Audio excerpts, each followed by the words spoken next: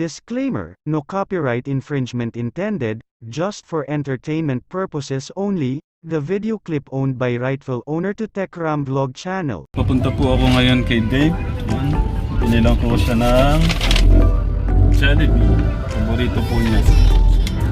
Yan, hanggat maaari po sana ayoko ako yung susuyo kasi para malaman po niya na alam niya po yung malit tama at na balitaan ko nga na nagpabutas na ng tenga, nagpaguhit po ng kilay medyo ang sakit po ng pakiramdam.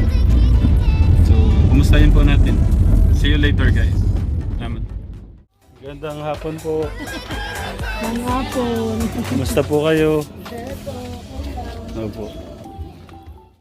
Yun lang ang problema dito guys, pagka nabasa ng tubig yung nabasa ng ulan yung basura.